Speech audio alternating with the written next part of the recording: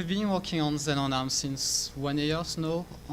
Last year, last September, I started to be interested on Xen, porting an OS on Xen ARM, especially FreeBSD on ARM. So during this talk, I will talk about what is necessary to boot on, to port a guest on Xen ARM, and then giving a quick demo on FreeBSD on ARM. Just to go quickly, Xen is an hypervisor type 1. We currently support ARMv7 and ARMv8 with virtualization extensions. So ARMv7 for 32-bit and ARMv8 for 64-bit. We have a range of boards which support. So we support the Versatile Express, which is a reference model from ARM.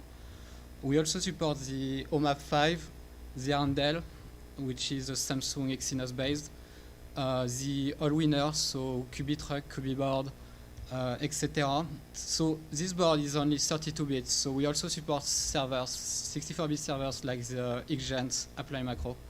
And for people who doesn't have any hardware or just want to work without their boards, we also support the first model, which is the emulator provided by ARM to emulate either ARMv7 or ARMv8.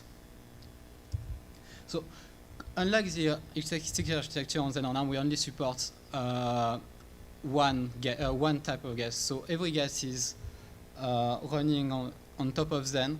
The main difference between so the page table, the interrupt on the gig controller, the timer is virtualized by the processor. So the processor has a full set of virtualizations. On the only things we use for PV protocol is for the network on the disk. So a guest will just start like so if you want to run a guest on Xen ARM,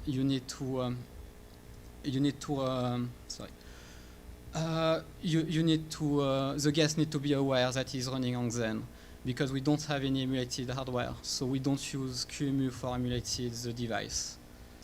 So the ARM architecture is, for the virtualization, is quite simple. So there is three levels. So there is also four for the secure level, but I won't talk here. So the EL2 is where the hypervisor is running. EL1 is the kernel part, and EL0 is the user space. So to talk between the kernel space and the user space, we use the instruction HVC, which lets the kernel to ask for hypercall to Xen. For the other parts, so for the hardware parts, we have the I/O, so network, disk, etc. And we have also the general timer, so to handle the time, the gig, which is the interrupt controller, and the stage 2 MMU, which allow to protect the devices against the other device. So this is quite, Xen architecture is very forward, on very fits directly to the ARM architecture. So you have DOM0, which is taking all the device except the timer, the interrupt controller, and the stage 2 MMU. And every other guest is running on one side, so they have only EL1 and EL0. So what's the main difference between, so DOM0, what is DOM0? DOM0 is a control domain. This is the first domain which boots on Xen ARM. There is no difference between DOM0 and the other guest, except that DOM0 will have every device. When I say every device, it's not really so. It's like Xen will use some device like the serial to have the console, the IOMMU to be able to protect, to say this device will use the page table of this guest, the timer, because we need to have time. The gig controller is also used by Xen. So what we will do for this device is like we will hide from DOM0, and we will also expose an emulated timer, an emulated gig, and also an emulated serial to DOM0. So what DOM0 should do is should be able to handle the device tree. So the device tree, I will go through the device tree a bit later after, but the device tree is a way to describe the platform. So you have one node per device tree, per device. On each device will just describe what I want, like the MMU range is on this address, the interrupt is this number, etc. We also do one thing if we can blacklist some device. There is device like on the Arndale, which I will show later, which must not be passed through to DOM0, like the timer. There must be specific timer per board. So we don't want to pass through that to DOM0. Like also the power management, we don't want to let DOM0 handle the power management. Otherwise, DOM0 may be able to shut down the whole platform without, without letting know then. So, as I said, for booting a guest, it's like we need few things. The first thing is like we need to have a guest boot ABI. So the second thing is having a device tray support. I will explain a bit later, but the device tray support is not necessary. It depends what you want to do with your guest. We also need specific memory attributes. You also need to have PV drivers. So PV drivers will be used to get the disk on the network for the guest. And the last thing is to have a copy of the headers of Xen. So the headers will just describe what is the platform used, what is the number, the hypercle numbers, and it will also give some hint to explain what is necessary for the memory attribute. So for instance, we need to have cache enabled. You can't do, you need to have page table enabled, etc. So the file in include public will describe everything about that. So the first thing is guest boot ABI. So for booting a guest, you need two things actually. You need, the first thing is to have a loaders. So the loaders will just get the kernel. If it's in the specific format, it will just extract the kernel image from the format and put the image directly on the guest machine. So we currently support Linux and image on health, which is in progress. And if you want to add any new loaders, you can look at the libxc code, where there is a structure called xc-dom loader. There is basically three fields. I think the first one is init, second one is loading in the memory. I don't remember what is the third one, but adding a new loader in libxc is very simple. For instance, Global Logic guys just sent today a loader to support QNX image in as a guest. The second thing to have after the loaders is to be able to bring up new CPUs, because then when you start the guest will only have one CPU, the CPU 0, which is so when the guest will want to start a new other vCPUs, we decided to choose PSCI. So PSCI is Power State Controller Interface. So it's ARM specific. It's ARM way to start a new CPU. So you can handle you can shut down a CPU, migrate a CPU. You can also put in lower mode states, so suspend, resume, etc. So we decided to implement that on the guest because it's a simple way. It's like also what does the host to start. So the first loader we use, and this is the only supported currently loader on Xen, is Linux image. So I will go so quickly this page because it's only this. It's the interface that Linux is already used. So it's described in the documentation of Linux. It's explaining what's the guest, what's the loader, so the bootloader, or here Xen, where Xen should put the kernel in the memory, and also what will be the state of the hardware when the guest will be loading. So for instance, we require that the kernel will be loaded as a 4K handling address. We require also some value in the register. It's like, to go quickly on the ARM 32-bit, it's like we require 0 on the register 0. We require -1 on register 1, which was the machine ID, but as we support only device tray, we pass the device tray pointer to the register 2.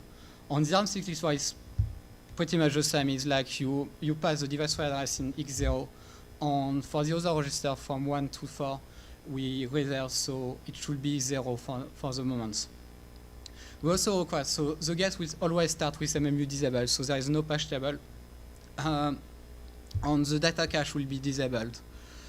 For the instruction cache, I think in Xen we disable the instruction cache, but from the Linux ZImage protocol, the instruction cache should be in unknown state. So the bootloader can say, I want to disable or I want to enable by default the instruction cache. So I went quickly to what is the device tree earlier. So this, as I said, the device tree is just a data structure. Each node describes the physical device. So for instance, this is the device tree. So this is a human readable device tree. So you will write your device tree, and then once it's written, you will just compile it with the DTC compiler, and it will create a binary which will be loaded by Xen, by the guest, etc. And there is a working group to standardize the device core binding. So binding is how to describe the hardware for a specific device. The device tree, so as I said, when you start a guest or when you start .0, Xen will provide a device tree. So the tool stack in Xen will generate a device tree based on your configuration file. So when you start a new guest, you will have a configuration file with the number of CPUs, the memory, so the amount of memory you want to add, on few other things. And then we'll add new things like the timer on the gig controller to say, I want to put, the gig controller will be on this space, and the interrupt for the timer will be this IRQ number. So what the device tree contains on Xen is the number of CPU, the memory, the timer, the gig, the hypervisor node. So the hypervisor node is describing everything related to Xen. So Xen will use, for instance, for the event channel an interrupt. So we'll say the event channel interrupt will be the number, actually 31 in the device tree. And we will also describe the PSCI, so I said previously, is the way to start a new guest. So for instance, here you can see, so the children node here will just get the we just get the Linux command line. Here you have the number of CPUs, so I've decided to have 2 CPUs. This is the PSCI node, which describes how to start a CPU, to power down a CPU. This is the memory, so it will describe what is the start of the memory and what is the size of the memory. So the first two cells is the start of the memory, and the 2 second cells is the number, the size of the RAM. So this is the gig, the timer, and the last part, which I say is the hypervisor. So we say that we are compatible on Xen. So we will always have the last compatible string. The first one may change if we decide to bump the interface of the hypervisor. And here we will describe, so the rex register is used to describe the count tables. So we have a space in the memory, and the guest will be able to use this space to set up the count tables. And the last one is, as I said, it's the event channel interrupts. So there will be always one interrupt for the moment on this field. So if you want, so some operating system may not have device tree. Some will have device tree. If you want to support only one Xen, like you are on an embedded software, an embedded platform, and you don't want to add support for device tree because it may be complicated, and it means adding a lot of code in the operating system. So what you can do is you can say, I want to run this operating system only on this version of Xen. So you can, for instance, say, I will target Xen 4.4, and you will explain you will say the memory will be always there. The amount of memory will be always that. On the number of CPU will never change, etc. So you can do that, but if you want to support new version of Xen, you may need and you will need to update your guest. For instance, we change the layout of the guest between Xen 4.4 and Xen 4.5. Sorry. So if you want to run your operating system on every version of Xen, you need to support device 3. So that's what I say. The memory layout is not the same between Xen 4.4 and Xen 4.5. For instance, in Xen 4.4 we only support less than 1 GB of RAM per guest. On Xen 4.5 we support 1 TB of guest. Everything is documented in ARM. So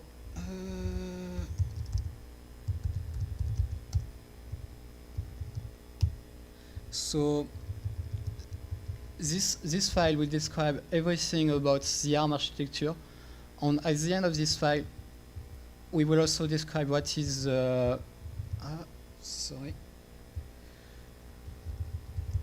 what is the memory layout of the guest. So for instance, we can support 2 RAM banks. The first RAM bank is at 3 GB, 1 GB. The second RAM bank is at 8 GB, etc. So if you want to support, if you don't want to support device 3, you can use this value on your guest, but you won't be able to run on different Xen versions. Yes.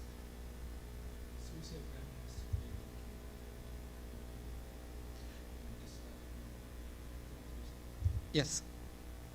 We have to. We always sorry. The guest can always assume there is one bank under 4 GB. So we are able to support short descriptor page tables, which is only supported 32-bit address. This is on the guest. So for DOM0, we always pass what is done on the device 3. So if you want to, we are able to support MMU-less device guest, but if you disable the MMU on the cache, you won't be able to use the hypercall, because Xen will always map the memory when you issue an hypercall with cache enabled. So write through or write back.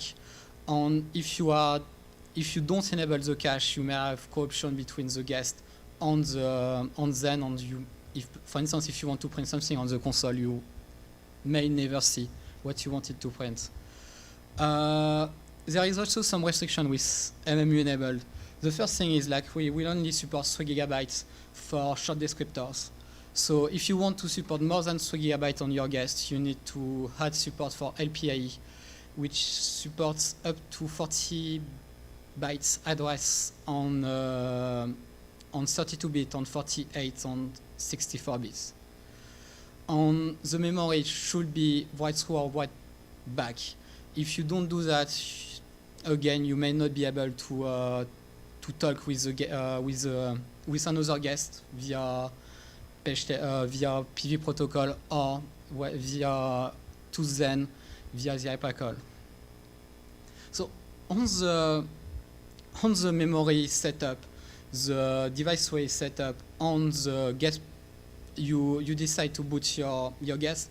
You have one thing to do with adding PV protocol.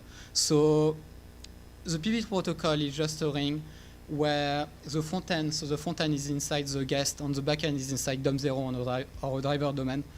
So they will write inside the same page. The page is shared between the guest and the guest on the back end. On once you have done the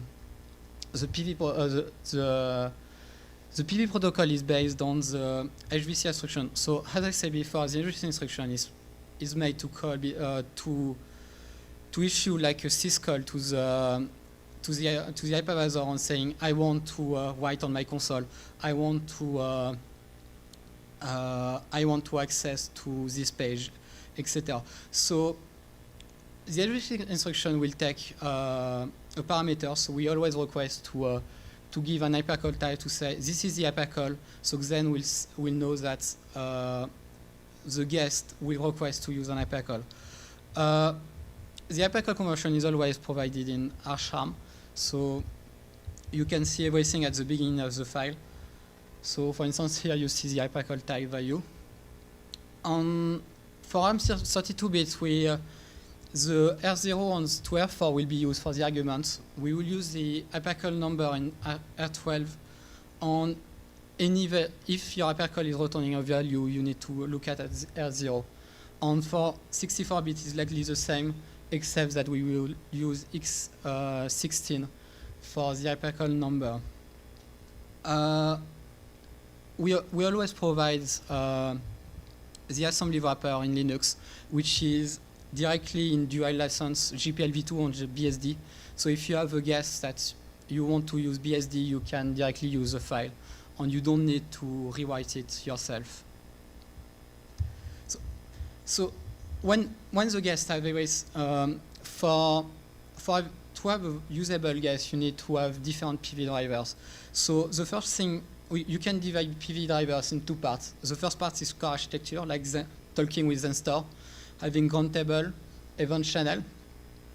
And the second part is device drivers. So if you want to add support for console, so I will advise to add the first thing is the console, otherwise you won't have any log and you won't be able to debug your guest easily. After that, you can add the blocks to be able to have a file system. If you want to add network, and for the last thing is frame buffer, to have a frame buffer mouse, so to be able to use graphics in your guest. It's not yet supporting Xen Unstable, but it should be soon. Every driver is already either in BSD license, so you can look at FreeBSD or MiniOS. And if you want GPL license, you can look at Linux. So if you want to debug your guest, so it's not easy. Most of the time, it's not easy to debug a guest, mostly in assembly because you don't have any access to a debugger. We don't support GDB, for instance, on Xen. So you won't be able to attach GDB to your guest and debug your kernel. So we provide different facilities. We provide Xen context, which can be run in DOM0, and you are able to get the state of the vCPU. So you will have all the registers, and you will be able to say, my guest has crashed here.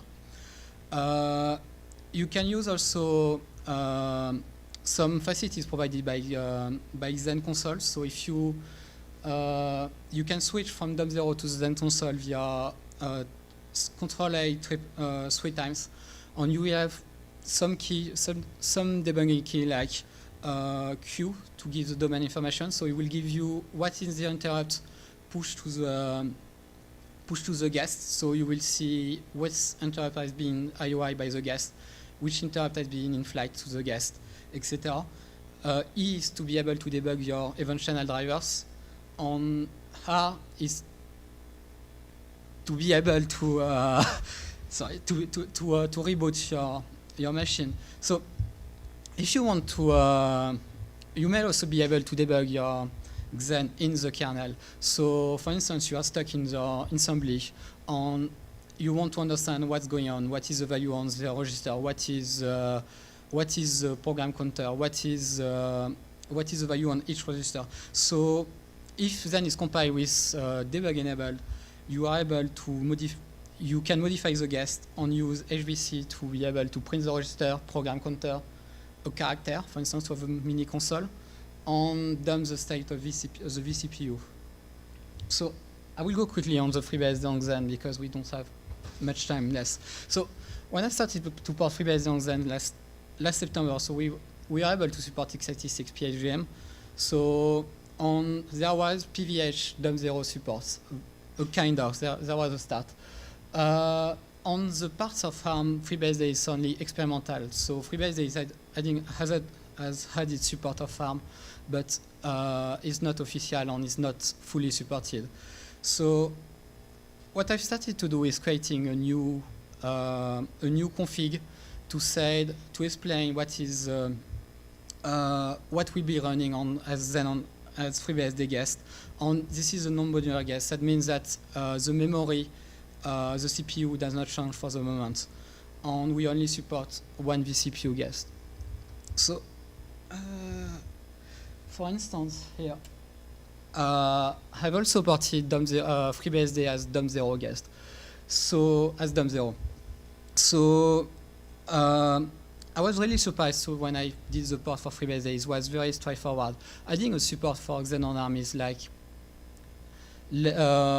1,000 line, because there is most of the thing is described in the device tree, and if you don't have any if you have already a support of ARM, you don't have to handle the timer or the gig, because the operating system already does that.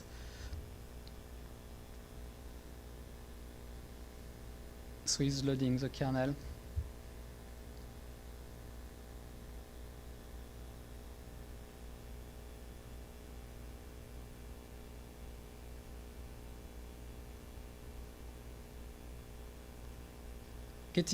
Yeah, great.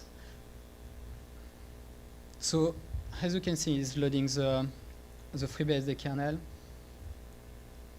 starting the USB.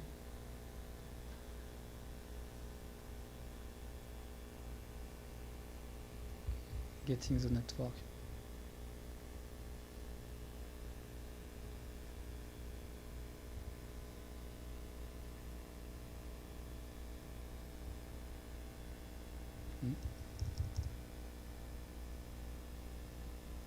Get it started, because you need to check the file system every time. It's annoying because I can't reboot easily the guest. DOM0 every time.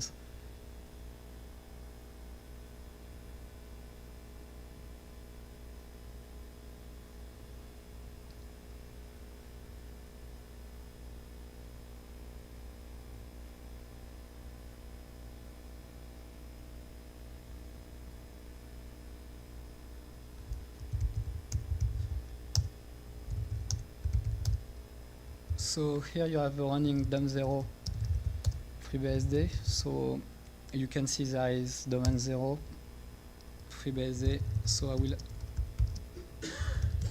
I will mount the guest rootfs. So I chose to start a Linux guest because I didn't have time to put the rootfs for the FreeBSD. So as you can see, you are able to use the guest without any issue.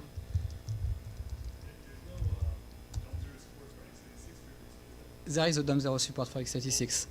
Yes, it should be pushed in the next couple of weeks. So most of my work has been based on the DOM0 PVH supports. I've only added the ARM bits.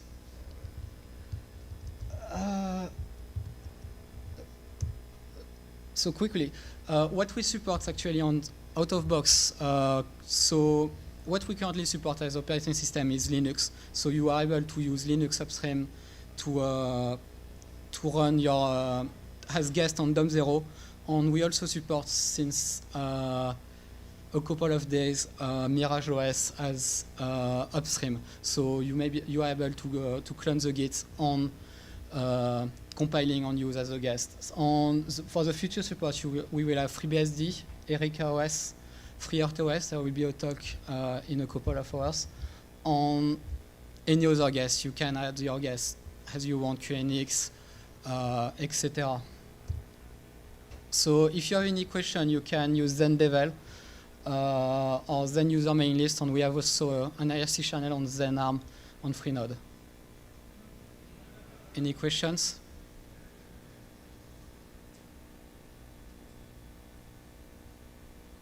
Yes?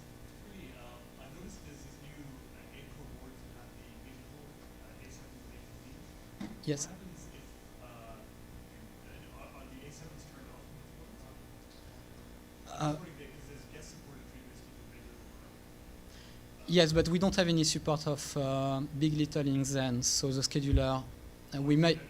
Yes, we might need to add a bit of plumbing in the scheduler to say this is big little, so you want you want to take care, like I have less load, so I will do the A15 or A7.